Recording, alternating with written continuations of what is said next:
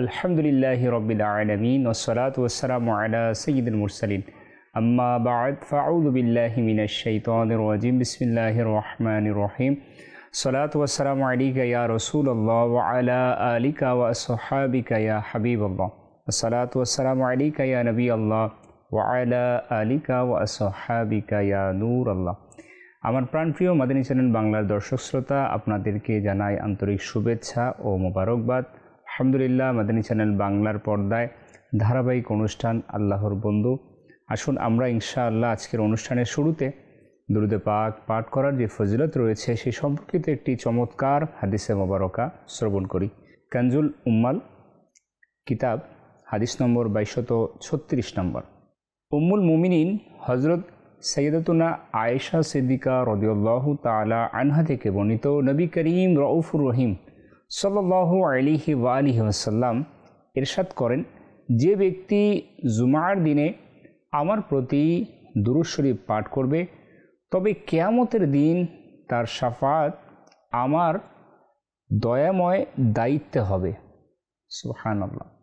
Madani channel দর্শক শ্রোতা, আমাদের জন্য কতই না বড় সুসংবাদ যে হুজুরে পাক সাল্লাল্লাহু আলাইহি ওয়া আলিহি ওয়াসাল্লাম, যিনি শাফিউল মুজনিবিন, যিনি রাহমাতাল লিল আলামিন, যিনি গুনাহগার উম্মতের প্রতি দয়াশীল, সেই নবী করিম সাল্লাল্লাহু আলাইহি ওয়া আলিহি ওয়াসাল্লাম আমার আপনার উপর দয়ার পরশ হাতছানি দিবেন রোজ কিয়ামতের ময়দানে, যদি আমি আপনি প্রতিনিয়ত জুমার দিন দুরূদ শরীফ পাঠ করতে থাকি। আল্লাহ তাআলা আমাদেরকেও জুমার দিন সহ অন্যান্য দিনগুলোতেও বেশি বেশি দুরূদ শরীফ পাঠ করার মন মানসিকতা তৈরি করার তৌফিক দান করুক। সাল্লু আলাল হাবিব সাল্লাল্লাহু তাআলা আলা মুহাম্মদ সাল্লাল্লাহু তাআলা আলাইহি ওয়া আলিহি ওয়াসাল্লাম। প্রিয় নবী সাল্লাল্লাহু আলাইহি ওয়া আলিহি ওয়াসাল্লাম ইরশাদ করেন, আফদালুল আমালি আন-নিয়াতুস সাদিকাহ, অর্থাৎ সত্য নিয়ত সবচেয়ে উত্তম আমল। আমাদের সে দর্শক শ্রোতা, হ্যাঁ, আমরা আমাদের অন্তরে যদি নিয়তকে সত্যভাবে আমরা রূপান্তর করতে পারি, সত্য নিয়ত যদি সর্বদা জায়েজ কাজের পূর্বে আমরা করতে পারি, সেটাই আমাদের জন্য উত্তম আমল হিসেবে গণ্যিত হবে। আজ আসুন আমরা আজকের এই অনুষ্ঠানের শুরুতে কিছু ভালো ভালো নিয়ত আমরা অন্তরে করে নিই। আল্লাহ তাআলা রাসূলের সন্তুষ্টির জন্য এই অনুষ্ঠানের শুরু থেকে শেষ পর্যন্ত আমরা মনোযোগ সহকারে শ্রবণ করব। যা শুনব আমি নিজেও নিয়ত করছি, আপনারাও নিয়ত করুন, এর উপর আমল করব, অপর মুসলমান ভাইয়ের নিকট নেকির দাওয়াত এর উদ্দেশ্যে আমরা পৌঁছে দিব। মাদানী চ্যানেল দর্শক শ্রোতা, আজকের আমাদের বিষয় খুবই গুরুত্বপূর্ণ। যে বিষয়টি আমরা নিয়েছি, আমাদের যে প্রত্যেকের যে জীবন রয়েছে এই জীবনের সাথে সরাসরি সম্পৃক্ত। আর আমাদের আজকের বিষয় হচ্ছে হালাল উপার্জন করা। আউলিয়া কিরাম সহ পূর্বের যত বুজুর্গানে দিন, সলফে সালেহিন, একেবারে যদি নবী আম্বিয়া আলাইহিস সালাতু ওয়াসসালাম, ইনাদের প্রত্যেকের জীবনের দিকে আমরা দৃষ্টিপাত করি, তাহলে তারা প্রত্যেকেই হালাল উপার্জনের দিকে তাদের জীবনকে তারা নিয়োগ করেছেন। কেনই বা করবে না? কেননা এটা সরাসরি আল্লাহ সুবহানাহু ওয়া তাআলার হুকুম রয়েছে। এই অনুষ্ঠানের মাধ্যমে আমরা শুনব কোরআন হাদিস থেকে হালাল উপার্জনের গুরুত্ব, বুজুর্গানে দিন ইনাদের জীবনী থেকে যে তারা কিভাবে এই হালাল উপার্জন করার জন্য নিজেদেরকে নিয়োজিত করেছেন। প্রথমেই আমি তাফসিরের কিতাব তাফসিরে সিরাতুল জিনানের মধ্যে হালাল ও পবিত্র রুজি এর দ্বারা কি উদ্দেশ্য সে বিষয়ে আমি আলোকপাত করব। বলা হয়েছে, হালাল ও পবিত্র দ্বারা উদ্দেশ্য হচ্ছে সেই বস্তু যা স্বয়ং নিজেও হালাল, যেমনটি ছাগলের মাংস, সবজি, ডাল ইত্যাদি। যে বিষয়গুলো আমরা জানি, সচরাচর প্রত্যেক মুসলমানই জানে যে বিষয়গুলো আমাদের জন্য খাওয়া হালাল, এবং তা আমাদের অর্জিত হয়েছে যেই পন্থায় সেটাও জায়েজ উপায়, অর্থাৎ চুরি, ঘুষ, ডাকাতি ইত্যাদির মাধ্যমে না হওয়া। অর্থাৎ যে বস্তুটি আমি খাবো সেটাও হালাল হতে হবে, এবং সেটা অর্জনের জন্য যে উপায় মাধ্যম সেটাও হালাল হতে হবে।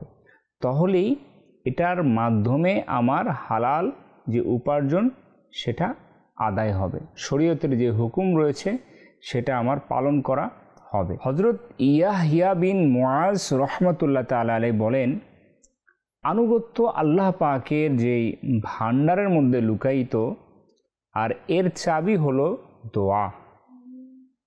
কত সুন্দর করে তিনি বলেছেন। এবং হালাল খাবার হলো এই চাবির দাঁত। যদি চাবিতে দাঁত না থাকে তবে দরজাও খুলবে না, আর যখন ভান্ডার খুলবে না তখন এর মাঝে যে লুকায়িত আনুগত্য, সেই আনুগত্য পর্যন্ত আমরা কিভাবে পৌঁছাতে পারব? সুতরাং নিজের গ্রাসের নিরাপত্তা প্রদান করো এবং নিজের খাবারকে পবিত্র করো, যেন যখন তোমরা মৃত্যু আসবে তখন মন্দ আমলের অন্ধকারের পরিবর্তে নেক আমলের আলো তোমার সামনে প্রকাশিত হয়। আর নিজের অঙ্গকে হারাম খাওয়া গুনাহ থেকে বাঁচিয়ে রাখো, যেন তা সর্বদা বিরাজমান নেয়ামত স্বাদ পেতে পারে। রাসূলুল্লাহ সাল্লাল্লাহু আলাইহি ওয়া আলিহি ওয়াসাল্লাম তিনি আমাদেরকে বলেছেন যে হালাল রুজি অর্জন করা ফরজ ইবাদতের পর অন্যতম ফরজ। সুবহানাল্লাহ। বাইহাকি শরীফের হাদিস। এছাড়াও তাবরানীর শরীফের মধ্যে এসেছে, যে ব্যক্তি হালাল উপার্জন করে নিজের জন্য পরিবারকে খাওয়ায়, সে আল্লাহর রাহে মুজাহিদের মতো। বলা হয়েছে হালাল উপার্জনের মাধ্যমে আল্লাহর রহমত ও বরকতের দরজা খুলে যায়। সুবহানাল্লাহ। বলা হয়েছে ওই ব্যক্তির দোয়া কবুল করা হয় এবং সন্তান সন্ততির উপর এর প্রভাব পড়ে, অর্থাৎ সন্তান সন্ততি সালেহ হয়, নেককার হয় হালাল উপার্জনের বরকতে। এবং বলা হয়েছে ওই ব্যক্তির ইবাদতে মন লাগে, এবং বলা হয়েছে সে আত্মিক প্রশান্তি সে অনুভব করে। আমাদের বুজুর্গানে দিন ওনারা এই বিষয়ে এতটাই সতর্ক থাকতেন যে পুঙ্খানুপুঙ্খানুভাবে এনাদের ব্যবসা পরিচালনা করতেন, যাতে করে কোনোভাবে হালাল উপার্জন তার থেকে ছুটে না যায়। তেমনই একটি চমৎকার ঘটনা আমি আপনাদের সামনে উপস্থাপন করব। বিশেষ করে আমরা যারা হানাফি মাযহাব এর অনুসারী রয়েছি, কোটি কোটি হানাফিদের ইমাম হযরত ইমামে আজম ইমাম আবু হানিফা রহমতুল্লাহ তাআলা আলাইহি তিনি হালাল রিজিক অন্বেষণে ব্যবসার পেশা অবলম্বন করেছিলেন। নবী আম্বিয়া আলাইহিস সালাম থেকে শুরু করে একেবারে সাহাবায়ে কেরাম, তাবেঈন, তাবেঈন, সলফে সালেহিন যারাই রয়েছেন এবং বর্তমানে রয়েছেন, ভবিষ্যতে কিয়ামত অবধি পর্যন্ত আল্লাহ তাআলা নেক বান্দারা, ইনাদের একটি চমৎকার জীবনের একটি অন্যতম সুন্নত হচ্ছে তারা ব্যবসা পরিচালনা করতেন। ইমামে আজম ইমাম আবু হানিফা রহমতুল্লাহ তিনিও একজন অনেক বড় কাপড়ের ব্যবসায়ী ছিলেন। তো বলা হয়েছে এরপরও এত বড় ব্যবসায়ী হওয়ার পরও যে তার দয়া, দান, দাক্ষিণ্য, ইসলামের পবিত্র মূলনীতি এই সমস্ত বিষয়ে তিনি সচেষ্ট ছিলেন, সেই অনুযায়ী তিনি চলতেন। তার ব্যাপারে হযরত আবু হাফস বিন আব্দুর রহমান রহমতুল্লাহ তাআলা আলাইহি তিনি বলেন যে হযরত ইমামে আজম ইমাম আবু হানিফা রহমতুল্লাহ তাআলা আমার সাথে ব্যবসা করতেন, আর আমার নিকট ব্যবসার যে পণ্য বিক্রি করতে গিয়ে তিনি বলতেন যে হে হাফস, অমুক কাপড়ে সামান্য ত্রুটি আছে, যখন তুমি এটা বিক্রি করবে তখন ত্রুটির কথা বলে দিও। হযরত হাফস রহমতুল্লাহ তাআলা তিনি একবার ব্যবসায়ের পণ্য বিক্রি করলো, আর বিক্রি করার সময় তিনি ত্রুটি সম্পর্কে বলতে ভুলে গেল।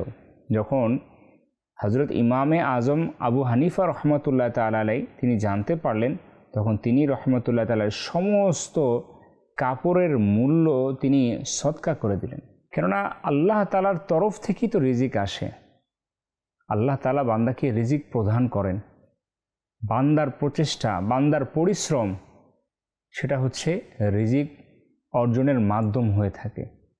যদি বান্দা হালাল পথে চলে, তার উপার্জন এর মাধ্যমে সে হালালটাই অর্জন করে, আর সে যখন হারাম পথে চলে তার উপার্জন তার অর্জন সেই হারামভাবেই আসে।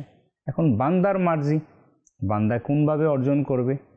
আমাদের যে অবস্থা, ইমানের দুর্বলতা, যে আমরা মনে করি যে বর্তমান যে প্রেক্ষাপট, বর্তমান যে বাজার দর, বর্তমান যে কম্পিটিশন রয়েছে, এই পরিস্থিতিতে আমি যদি একটু দুনিয়ার সাথে তাল মিলিয়ে না চলি, দুনিয়ার যদি যেই ব্যবস্থাপনা রয়েছে তার মধ্যে নিজেকে নিয়োজিত না করি, তাহলে আমি চলতে পারবো না। এখানে ওই সমস্ত লোকদের জন্য মাদানী ফুল, যারা জীবনের লক্ষ্য শুধু সম্পদ উপার্জন করা আর ব্যাংক ব্যালেন্স বৃদ্ধি করা, এটা যারা জীবনের লক্ষ্য বানিয়ে নিয়েছেন, তাদের জন্য কিন্তু আমাদের জন্য সেই মাদানী ফুল এটা। এখানে অনেক সময় এমনও লোকদের মধ্যে সম্পদ অর্জনের আগ্রহ এতই প্রাধান্য বিস্তার করে যে তারা লেনদেনের সময় হারামের আপদে লিপ্ত হয়ে শুধু নিজে নয় বরং নিজের পরিবারকে ধ্বংস করার দিকে ঠেলে দেয়। মনে রাখবেন, দুনিয়া যার নিকট যত বেশি সম্পদ থাকবে, আখিরাতে তাকে তত বেশি হিসাব দিতে হবে। সুতরাং আমাদের হারাম বস্তু পরিহার করে সর্বদা হালাল ও পবিত্র রুজি অন্বেষণ করা উচিত এবং অপরকেও এর উৎসাহ দেওয়া উচিত, যেন হালাল গ্রাসের ফজিলত আমাদেরও অর্জন হয়। আমাদের দর্শক শ্রোতা, আমরা বুজুর্গানে দ্বীনের জীবনী থেকে শুনলাম। এখন আমরা আমাদের জীবনে কিভাবে প্রয়োগ করব? আমাদেরকেও তো আল্লাহ পাকের আনুগত্যশীল বান্দা হওয়া প্রয়োজন রয়েছে। কেননা যদি আল্লাহ পাক আমার প্রতি রাজি খুশি না হয়, তাহলে আমি কিভাবে পরকালের যেই অবিনশ্বর যেই দুনিয়া রয়েছে, চিরস্থায়ী জান্নাত রয়েছে, সেটা আমি কিভাবে অর্জন করব? হারাম উপার্জন আমাকে আল্লাহ থেকে দূরে সরিয়ে দিবে, হালাল উপার্জন আমাকে আল্লাহ তাআলার নৈকট্যশীল বানিয়ে দিবে। কিন্তু আমি আপনি দুনিয়ার এই প্রতিযোগিতার বাজারে আমি আপনি যেভাবে নিজেকে একজন প্রতিযোগী হিসেবে নিয়ে নিয়েছি, যার কারণে আমি আপনি হালালের গুরুত্বকে ভুলে গিয়েছি, কিন্তু হারাম আমি আপন করে নিয়েছি। এই জন্য আমাদেরকে আউলিয়া কেরামের জীবনী অধ্যয়ন করা খুব প্রয়োজন রয়েছে। ইসলামে হালাল ও পবিত্র খাবারের অনেক গুরুত্ব রয়েছে। আল্লাহ তাআলা স্বয়ং পবিত্র কোরআনুল পাকের অসংখ্য আয়াতে মোবারকার মধ্যে আল্লাহ পাক আমাদেরকে নির্দেশ দিয়েছেন, হুকুম করেছেন যাতে করে আমরা হালাল উপার্জন করি। সূরা মায়েদার আয়াত নম্বর 88 মধ্যে আল্লাহ সুবহানাহু ওয়া তাআলা ইরশাদ করেন, কানজুল ঈমান থেকে অনুবাদ, আর আহার করো যা কিছু তোমাদেরকে আল্লাহ জীবিকা দিয়েছেন, হালাল পবিত্র, আর ভয় করো আল্লাহকে যার উপর তোমাদের ঈমান আছে। আল্লাহ তাআলা আরও ইরশাদ করেন সূরা বাকারার আয়াত নম্বর 168 মধ্যে, হে মানব জাতি, তোমরা আহার করো যা কিছু জমিনে হালাল পবিত্র রয়েছে এবং শয়তানের পদাঙ্ক অনুসরণ করো না, নিশ্চয়ই সে তোমাদের প্রকাশ্য শত্রু।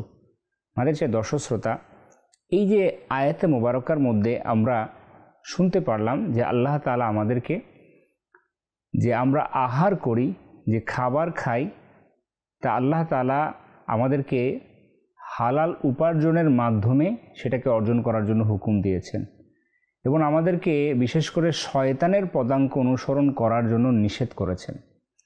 এখানে আমাদেরকে বোঝাটা খুব প্রয়োজন যে আমরা সমাজে চলতে ফিরতে গিয়ে যখনই যেটা আমরা আমাদের সামনে হাজির হয়ে যায় সেটাকে আমরা গ্রহণ করে নিই। আমরা কিছুক্ষণের জন্য সেখানে আমরা চিন্তা করি না, আমরা শুধু চিন্তা করি যে কোনটাতে বেশি উপার্জন, কোনটাতে বেশি আমার সম্পদ আসবে, কোনটাতে বেশি আমি বেনিফিটেড হব, এটাকে আমি চিন্তা করে সেটাকে গ্রহণ করে নিই। আমি একটা মুহূর্তের জন্য চিন্তা করি না আমি যে পেশাটাকে অবলম্বন করছি, আমি যে এই মুহূর্তে যে সুযোগটা পেয়েছি, এটা কি আমার জন্য হালাল নাকি হারাম। যখনই আমি এভাবে চিন্তা করব, তখন আমার জন্য, একজন মুমিনের জন্য সিদ্ধান্ত নেওয়া সহজ হয়ে যাবে। আর না হয় যখন আমি কোনো বিষয়ে চিন্তা করব না, শুধু আমি দেখব এখানে আমার উপার্জন বেশি আছে, তখন আমি ওটাতে সরাসরি ইনভলভমেন্ট হয়ে যাব। নবী করিম রাউফ রহিম সাল্লাল্লাহু আলাইহি ওয়া আলিহি ওয়াসাল্লাম আমাদেরকে তার হায়াতের জিন্দেগি যে আমাদের যে উপদেশ যে নসিহত করেছেন, সেই সময়ে সাহাবায়ে কেরাম আলাইহিমুর রিদওয়ান সেটাকে অক্ষরে অক্ষরে পালন করেছেন। যদি আমরা একটি হাদিসের দিকে যাই, নবী করিম রাসূল আরবি সাল্লাল্লাহু আলাইহি ওয়া সাল্লাম একদিন সাহাবায়ে কেরাম আলাইহিমুর রিদওয়ান এর সাথে উপবিষ্ট ছিলেন। এমন সময় এক যুবক পাশ দিয়ে গেল। সাহাবায়ে কেরাম আলাইহিমুর রিদওয়ান একজন শক্তিশালী ও সুঠামো দেহের যুবককে দেখে বললেন, আহ, তার যৌবন ও শক্তি যদি আল্লাহ পাকের পথে ব্যয় হতো, এতে আল্লাহ পাকের দয়া হয়ে দুনিয়ায় তাশরিফ আনয়নকারী নবী সাল্লাল্লাহু আলাইহি ওয়া সাল্লাম ইরশাদ করলেন, যদি সে তার ছোট শিশুদের জন্য রিজিক অন্বেষণে বের হয় তবে তা আল্লাহ পাকের পথ, আর যদি এই ব্যক্তি নিজের বৃদ্ধ পিতামাতার জন্য রিজিকের অন্বেষণে বের হয় তবুও তা আল্লাহ পাকেরই পথ, আর যদি সে নিজেকে মানুষের সামনে হাত প্রসারিত করা বা হারাম খাবার থেকে বাঁচাতে রিজিকের অন্বেষণে বের হয় তবেও তা আল্লাহ পাকের পথে। তবে যদি সে লোক দেখানো আর গর্ব করার জন্য বের হয় তবে তা শয়তানের পথ। মাদানী দর্শক শ্রোতা, এই হাদিসটি আমাদের জন্য অনেক অনেক শিক্ষা রয়েছে, অনেক অনেক আমাদের জন্য মাদানী ফুল রয়েছে। আজ আমরা যারা পড়াশোনা শেষ করে আমরা যারা কর্মজীবনে প্রবেশ করছি অথবা প্রস্তুতি নিচ্ছি, আমাদের নিয়ত কি, আমরা কোন নিয়তে কর্ম করব, এটা আমাদের জন্য এই হাদিস থেকেও কিন্তু অনেক বড় শিক্ষা রয়েছে। আল্লাহ তাআলা আমাকে মেধা দিয়েছে, যৌবন দিয়েছে, শক্তি দিয়েছে, যার মাধ্যমে আমি আমার উপার্জনকে আমি অর্জন করতে পারবো। এখানে শুধু আমার নিয়তটা খুব জরুরি। আমরা অনেক সময় চিন্তা করি যে আমার ভবিষ্যৎকে আমি এস্টাবলিশ করার জন্য আমি এই কাজকে করব। আমি আমার একটা অবস্থানকে দাঁড় করানোর জন্য, আমি যে একজন বিসিএস ক্যাডার হই, আমি একজন পিএইচডি হোল্ডার হই, আমি যখন এই অবস্থানে যাব, আমি যখন এই পজিশনে থাকব, তখন মানুষ আমাকে সম্মান করবে, আমি চেয়ারে বসে বসে ইনকাম করব। এই যে তার চাহিদা, এই যে তার মন মানসিকতা, এটা তার জন্য খুবই খুবই দুর্ভাগ্যের বিষয়, যেটা বলা হয়েছে, তবে সেটা শয়তানের পথ। আর যদি একইভাবে সে তার মেধা, তার যৌবন, তার শক্তিকে সে কাজে লাগায় এই নিয়তে, আল্লাহ পাক আমাকে হালাল রিজিক আমাকে দিয়েছে, আমি সেটা উপার্জন করব, সেটা আমি আমার সন্তান সন্ততি, আমার পরিবার পরিজন, আমার মা বাবার খরচের জন্য ব্যয় করব, তাহলে এটা হবে আল্লাহর পথ। বলা হয়েছে যে ইনকাম করা, উপার্জন করা, এটাও ইবাদত, যেটা আমরা পূর্বে হাদিসের মাধ্যমে শুনেছি। ফরজ ইবাদতের পর উপার্জন, হালাল উপার্জন, এটি একটি ফরজ। আমাদের সে দর্শক, এটি একটি ইবাদত রয়েছে। তাহলে আমাদের জন্য কতটা জরুরি রয়েছে এই কাজটিকে গুরুত্ব সহকারে করা। আজ আমরা আমাদের কাজের মধ্যে এটা আমি চিন্তাই করি না। সন্তান এর মা বাবা ইনারাও আমাদের আজ যে পরিবেশ, আমাদের যে সোসাইটি, এর মধ্যে আমরা এমনভাবে ইনভলভমেন্ট হয়েছি যে আমাদের কম্পিটিশন রয়েছে এমন যে অমুক ওই চাকরি করে, সে এত টাকা স্যালারি পায়, তুমিও এই রাস্তায় চলো, এইভাবে পড়ো, এই কলেজে পড়ো, এই ইউনিভার্সিটিতে পড়ো, এই বিষয়ে পড়ো, তাহলে তুমিও তার মতো হতে পারবে। কিন্তু একটা বারের জন্য সে চিন্তা করে না যে এই পেশা, এই কাজ, এটা কি শরীয়তসম্মত, এটা কি আল্লাহ পাকের হুকুম, আল্লাহ পাকের যেই হুকুম আহকাম রয়েছে সেই অনুযায়ী কিনা, নবী করিম সাল্লাল্লাহু আলাইহি ওয়া আলিহি ওয়াসাল্লামের সুন্নত অনুযায়ী কিনা। আমাদের এখানে দর্শক শ্রোতা, যার কারণে আমি আপনি চিন্তা না করার কারণে খুব সহজেই আপনি শয়তানের ফাঁদের মধ্যে পড়ে যাচ্ছে, যেটা আমি পূর্বে কিছুক্ষণ আগেই বললাম যে শয়তানের পথ।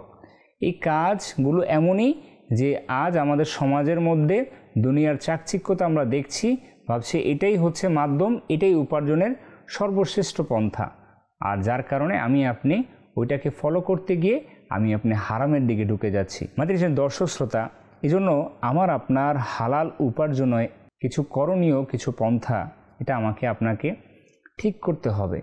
যদি আমি বলি প্রথমেই আপনাদেরকে যে হালাল উপার্জনের প্রথমত আমাদের যে কাজ রয়েছে সেটা হচ্ছে আমার আপনার নিয়তকে ঠিক রাখা।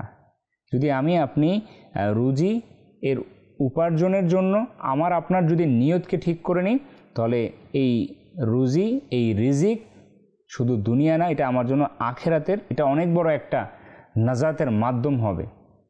এছাড়া বলা হয়েছে যে পরিশ্রম ও আমানতের সাথে কাজ করা।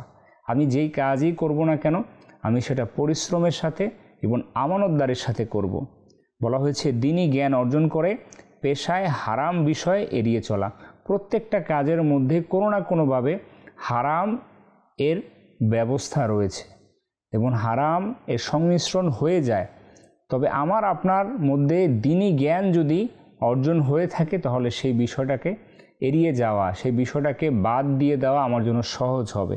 এছাড়া বলা হয়েছে সন্দেহজনক উৎস এড়িয়ে চলা।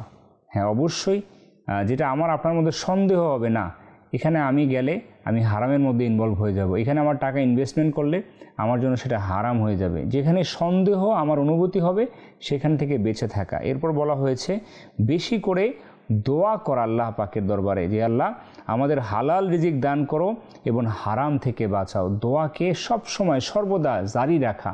আমরা আউলিয়া কেরামের জীবনী থেকে শুনলাম, এছাড়া অসংখ্য ঘটনা রয়েছে আউলিয়া কেরামের, তারা রিজিক উপার্জনের জন্য কষ্ট করেছেন। বলা হয়েছে ইব্রাহিম বিন আদহাম রহমতুল্লাহ তাআলা আলাইহি উইনুল হিকায়াত কিতাবের মধ্যে একটি চমৎকার ঘটনা ওনার ব্যাপারে এসেছেন। বলা হয়েছে হযরত ইব্রাহিম বিন আদহাম রহমতুল্লাহ বলেন, একবার আমি হালাল জীবিকা অর্জনের জন্য তারসুস নামক একটি শহরে গিয়েছিলাম। যখন আমি সেখানে পৌঁছালাম তখন একজন লোক আমার কাছে আসলো আর আমাকে বলল, আমার আঙুর বাগান দেখাশোনার জন্য আমার একজন বাগান রক্ষণাবেক্ষণকারীর প্রয়োজন। তুমি কি পারিশ্রমিকের বিনিময়ে আমার বাগান দেখাশোনা করার জন্য প্রস্তুত রয়েছ কি না? আমি বললাম জি হ্যাঁ। তিনি এই উত্তর দিলেন। সুতরাং আমি লোকটির সাথে গেলাম আর তার বাগানে খুব ভালোভাবে পরিশ্রম করলাম।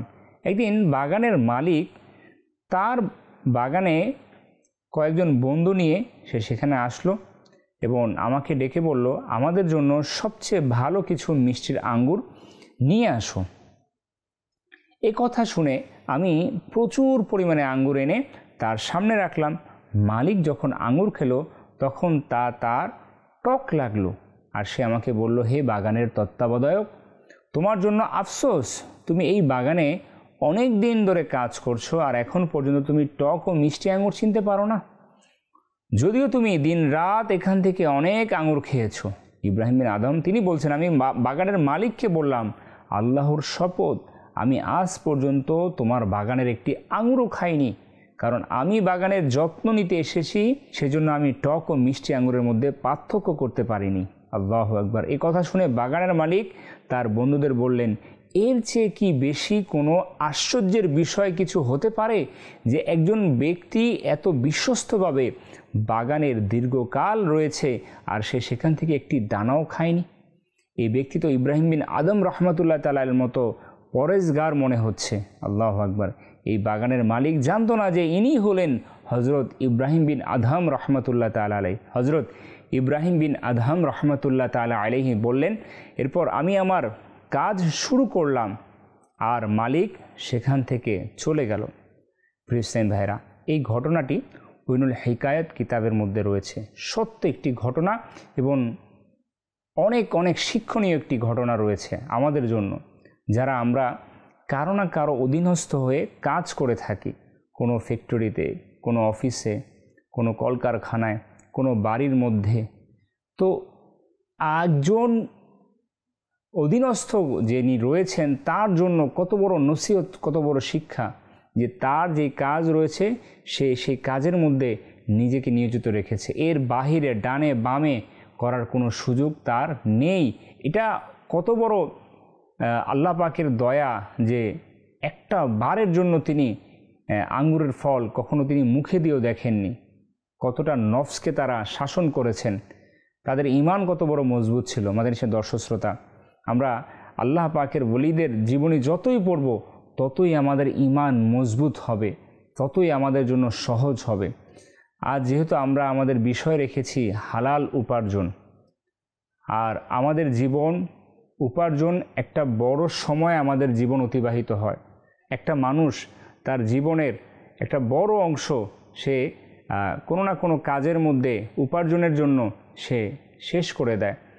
একটা সময় এমন হয় যে সে তার কর্মস্থলে তার মৃত্যু ঘটে যায়, হয়তোবা সে তার অপরিপূর্ণ ব্যবসাকে রেখেই পরিসমাপ্ত না করে সে দুনিয়া থেকে চলে যায়। তো এই যে ব্যবসা, এই যে উপার্জন, এই সমস্ত কিছু বিষয় কাল রোজ কিয়ামতের ময়দানে আমাকে আপনাকে জবাবদিহিতা করা হবে। কেননা হাদিস শরীফে এসেছে 5টি বিষয় আল্লাহ তাআলা বান্দাকে প্রশ্ন করবেন, যতক্ষণ না সে সঠিক উত্তর প্রদান না করবেন সে সেখান থেকে নড়তে পারবে না। তার মধ্যে 2টি প্রশ্ন এমন রয়েছে যে তুমি কোথা থেকে অর্জন করেছো এবং তুমি কোথায় ব্যয় করেছো। আমাদের দর্শক শ্রোতা, যদি আমরা এই প্রশ্নের উত্তর দেওয়ার জন্য নিজেকে প্রস্তুত করতে চাই, তাহলে আমাদেরকে শরীয়তের হুকুম অনুযায়ী যে কাজ রয়েছে, জায়েজ পথ রয়েছে, সেটাকে অবলম্বন করা। হ্যাঁ, কঠিন, কষ্ট রয়েছে, তবে চেষ্টা করাটা এটা মুমিনের পদ্ধতি রয়েছে। মুমিন সে সর্বদা চেষ্টা করে যায়, যেভাবে হোক আল্লাহ তাআলার রহমত তার মিলবে, এটা তার বিশ্বাস, এটা তার আত্মবিশ্বাস। আমার আপনার ঠিক এমনটাই হওয়া উচিত যে আমি আপনি শুধু চেষ্টা করব, বাকিটা মালিকের ফয়সালা, আল্লাহ পাকের হুকুম। আল্লাহ সুবহানাহু ওয়া তাআলা আমাদেরকে রিজিক বরাদ্দ করেই দুনিয়াতে পাঠিয়েছেন, শুধু সেটাকে উপার্জন করা আমার আপনার দায়িত্ব রয়েছে, সঠিক হালাল পথে উপার্জন। আমাদের দর্শক শ্রোতা, আমরা আমাদের অনুষ্ঠানের একেবারে শেষের দিকে আমরা শুনেছি আজকের যে বিষয় হালাল উপার্জন। বুজুর্গানে দিন যারা রয়েছেন, আল্লাহর ওলি যারা রয়েছেন, আল্লাহ তাআলার নেক বান্দা যারা রয়েছেন, তারা এইভাবেই কর্ম করে জীবন থেকে চলে গিয়েছেন। তাদেরকে এখনও মানুষ স্মরণ করে। আমাদের সমাজের মধ্যে এমন অনেক মানুষ রয়েছে যাদেরকে আমরা নিজেরাই সার্টিফাই করি যে মানুষটা অনেক সৎ ছিল, সে হালালভাবে উপার্জন করেছিল। হ্যাঁ, এমনটা না, অনেকের ক্ষেত্রে আমরা কুধারণাও করে বসি, আমরা না জেনে তাকে, তার জন্য মাযাল্লাহ নাউজুবিল্লাহ, তাকে আমরা খারাপ ভূষিত করি। এটা আমাদের না করা চাই। আমাদের সে দর্শক শ্রোতা, আমরা হারামের ব্যাপারে জানি যে হারাম খাওয়াটা এটা আমার আপনার জন্য নাজাইজ রয়েছে। হারাম গ্রাস যদি আমার আপনার পেটের মধ্যে যায়, তাহলে বলা হয়েছে 40 দিন তার দোয়াকে কবুল করা হবে না। এই জন্য আমাদেরকে উচিত হারাম থেকে বেঁচে থাকা। এই জন্য আমাদের সে দর্শক শ্রোতা, আমরা আমাদের পরিবার, আমাদের সমাজের মধ্যে আমরা আমাদের মন মানসিকতা এমনভাবে তৈরি করি যে হালাল উপার্জন এটা আমাদের একটা সংগ্রাম, এটা আমাদের জন্য একটা অনেক বড় চ্যালেঞ্জ। যদি আমরা এটাকে চ্যালেঞ্জ নিয়ে কাজ করতে পারি, তাহলে ইনশাআল্লাহ আল্লাহ তাআলা আমাদের সহায় হবে। আজকে আমরা যা কিছু শুনলাম, এর উপর আল্লাহ তাআলা আমাদেরকে আমল করার তৌফিক দান করুক। আগামী পর্ব দেখার আমন্ত্রণ জানিয়ে এখানেই শেষ করছি। ভালো থাকবেন, সুস্থ থাকবেন, মাদানী চ্যানেল বাংলার সঙ্গে থাকবেন। সাল্লাল্লাহু আলাল হাবিব সাল্লাল্লাহু তাআলা আলা মুহাম্মদ সাল্লাল্লাহু আলাইহি ওয়া সাল্লাম।